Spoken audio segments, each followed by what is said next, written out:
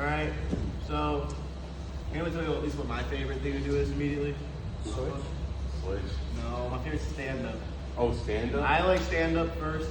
It works really well for my middleweight class guys, lightweight class guys, because most of you can be pretty explosive off the whistle. So for me, off the whistle, I'm just up here immediately. That's why we do those burrow box jumps and not box jumps, but burrow broad jumps and stuff. Getting used to just exploding from baby position up into either stand up or on our feet.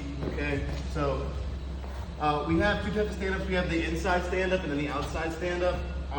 We're gonna show both today. So inside stand up, whistle gets blown. We are trying to clear this arm. So this is considered inside because he's on this side. So Lincoln through sides. This is now the inside stand up. Does everyone understand that? Inside is whoever he's on. He's covering this would be outside. Okay, so we'll get back to the other side. All right, so inside stand up, I'm trying to clear my arm and get this leg up at the same time. Try to pretend there's a chain connected between my elbow and my knee. So when my elbow moves, my knee moves up at the same time, okay?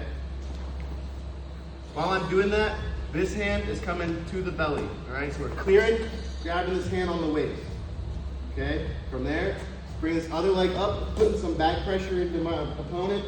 He might have his hands locked up, that's okay. Get two hands on one wrist, okay? You can push like this, but now you got a 1-to-1 ratio. You got better odds if you put both hands on one wrist, okay? While you're doing this, your hips are going out. You want your hips, you want to peel on the ceiling, all right? Hips, hips, hips, break it, and then cut towards the arm, okay? Show it again. All right, so first thing, yeah, clear the arms, right? Clear the arms. All right, what's this hand? On the wrist, right? All right, and then what?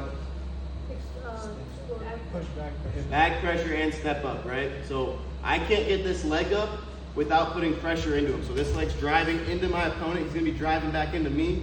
That creates some force between us that lets me build up. All right, and then if you got both hands locked, all right, I'm hitting out, breaking those hands, and then I'm gonna cut towards the hand, right? Does anyone know why we don't cut away from the hand? Because then you just don't re-grab it. Yeah, so if I'm trying to cut into this, he's got his arm already on this side, right? So I want to cut towards the side that I have. If I have this side and I cut the other way, I'm just putting myself back into his arms again. And it can leave you an opportunity to shoot. And it gives me an opportunity to shoot, okay? Now, if that doesn't happen, if we're from down here, from bottom position, and I step up, and I just have this wrist, doesn't have his hands locked, I just put this one in my back pocket, cut and turn. Okay? Anyone need to see that again? Yeah? No problem. Okay? From bottom, all right? And me are connected, all right? Clearing the inside. Whatever hand he has on my elbow, that's the side I'm standing up with the inside stand up. I clear, okay? I put back pressure into my opponent. This hand's coming onto the wrist on my belly, all right? Think about it this way, okay? When we start off, he's got one hand on my elbow, one hand on my belly. I'm gonna stand up and address both of them, okay? As I stand up, I'm clearing the arm, and I'm grabbing the one on my belly. So now I've just fielded up with both hands, okay? He's gonna be trying to get this together as soon as I stand up. So as soon as I stand, he's gonna be locking, that's okay. Taking both my hands, pushing my hips out. Reason being, if I'm right here, it's really easy for him to get up and tight, pick me up, mat return me. But the more distance I make, his arms are only so long, right? The further I get my hips out, the more likely these hands are gonna break, especially from fighting them. Once they break, I wanna cut and turn towards the hand I have. All right, and then like Derek said, that opens up room for a reshot. Okay? Yep. What happens like when you break the grip and then like as you're about to turn around, he just takes you down? Because all he has to do is move and you're gonna fall. Move and fall. So, I mean, that's where it comes into having quick hips, because you can get into a position where even if we're here and it breaks, I gotta cut and like kind of fold my head. So it's really just being able to turn those hips over quickly. Quick reminder, we have about 10 minutes left in our first and parent conferences, so about 10 minutes. Thanks everybody for attending and still here. About 10 minutes to wrap it up. Thank you. So that would kind of answer your question, is if you do kind of get fall back, and that's just one of those situations where it's like you just gotta be quick, and if the kind of like my knee falls back, I kind of get out of the way on that. So if we are here, you just have to be quick and kind of like be able to scramble and get some distance. That's not something I can necessarily teach. That's something you just got to get used to. Being in a position where it's like you know you have to get away and face your opponent. Get to your point. And if you don't have enough time to get back up, you could always sprawl and circle around. Yeah. Any questions on the inside stand-up? Let's do outside. All right. So outside stand-up now, because he's on this side of my body, this is gonna be the outside. So, does anyone know what the first thing we do for this? We kind of, Coach Lewis showed this a while back. Windshield. Windshield, right? So we're kind of taking our back legs. This is what, when everyone says windshield, this is what it means, all right? We're taking our feet, we're windshield wiping them out. I look like 2 windshield wipers. All right, so if he's up on this side, I'm windshield wiping out. That lets me bring this pressure up and build sideways, okay? So, from this position, I windshield wiper my foot out. I don't usually do both because I like to have this one kind of planted directly under me. It lets me build more back pressure up into the body, but that's your personal preference, okay? Starting here, I windshield wiper this leg out. As I come up, I kind of like act like a dog, like I'm peeing on like a hydrant or something. So windshield wiper out, pop that knee up. This is putting back pressure in. And this can be a slower stand up. You don't have to be as explosive on this. This is really feeling that pressure and sealing off holes. So for me from here, I'm gonna start grabbing this, and then your opponent might get like an underhook or something.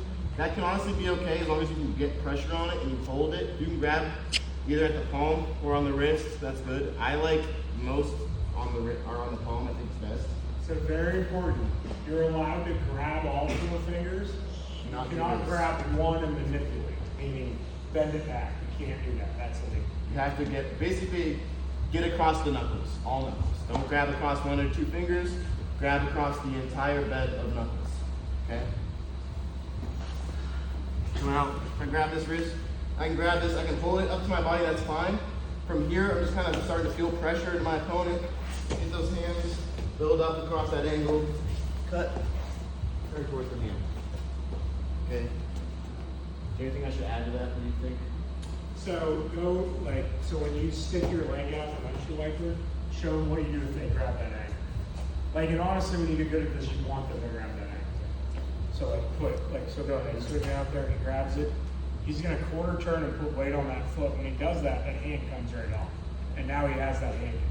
And you can post this, and a lot of times for people that are advanced, this quarter turn sit out is an opening to a lot of things. It's not just your stand up. So like if they do that, and I sit out and they come here, a lot of times if I put pressure on this and I kick this leg through from either way people kind of sit out and turn or get all the way behind, that can work really well if you're quick off of that. You're planting in your feet, moving your feet. That's why doing baby crawls and crab crawls, those things are important. They translate. So when he switches his legs like that and turns over, that's a hip bounce. That's what you're gonna want to do in that situation. Yeah, you get your hips free. And there's nothing wrong if instead of that you just want to push back into it and come up. As long as you get hands and you move somewhere, you have a very good chance of getting off the block. All right, if you get hand control and move, it's very important. All right, does anyone need to see that outside stand up again? Could you do it all together, like really fast? Do what? Could you do it all together, like really fast? Yeah. What were you gonna say? Can you do the outside stand-up in a second? Yeah. What's up? All right. And like I said, it doesn't have to be fast. This is typically a slower stand-up that you will see. It's a game of feeling pressure and building off of your opponent. All right. So outside leg slides out. All right. I put some pressure on it. Kind of kick this knee up. My foot goes from on its inside face to planted as I drive up into it. I don't want to be driving like this. I'm not going to be as strong there. I'm strong here. All right. I'm grabbing this hand on the wrist. Building into my opponent, I'm starting to bring this hand up to seal off, putting that pressure in, back in those hips, out and out, get that hand turn. Okay, is that good? Good? All good? I got a question about the inside one. Yep. So let's say you're doing the inside, right? And when you're trying to build up, let's say he has a really big lock, like you can't break out of that. From up here? Yeah, let's say like he has a really, really lock, like you Yeah. can't, it's really hard. Can I just go like this and go 3-point? They have to let go, right? So, I've seen it in college because I was watching a college match and I watched so them do it. one hand, I think you're still considered off. Really? I would have to check. I think if you drop to a knee, like if he just does a quick drop, he has to let go right there. And then you can like, so if you do like a quick, just hit that knee and bounce up, you might be able to get it. But it's, you gotta remember, you have to have that reaction time. The other But, thing is with the new rules, I can stay here. yeah, I was gonna say, you don't need to, because unless they'll you, get called for stalling. unless you desperately need that escape point, you can chill out there and get a stall call. And they'll get called stalling and stalling, and they'll have to end up letting you go. So Get it around behind on Lincoln. Lincoln, show them what Harbor Creek is taught to do. They literally will just block so you can't return and they'll stay up. That's what they teach their kids to do, to try to get that stall call, or you have to kick them loose. And it's not a bad idea. I will say this about that though. If you get to your feet and get your hips out, get your one. Like, don't play that game. But like to your point, if they have that tight lock, then I would do that. 100%. And there's other things to do from here. Like if we are in this position, not that I always like to do this, but you can kind of get this hip and sink your butt through and sink into a Peterson.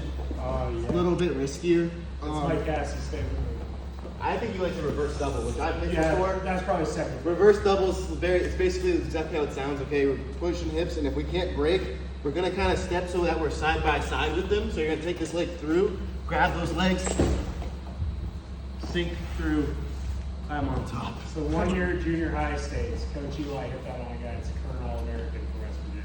Still lost the match, but Yeah, he first of all, he hurt his ribs doing it. Second of all, he lost the match. But he had a hell of a reverse double.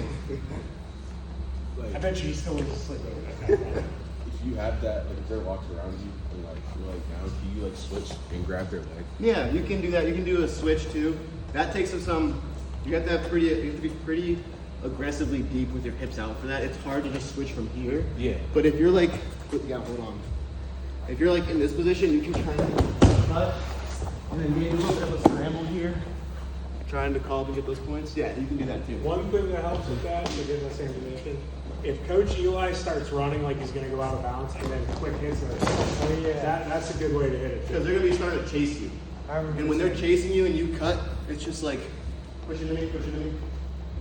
It's just like kind of doing that, and then you just go. Feel away.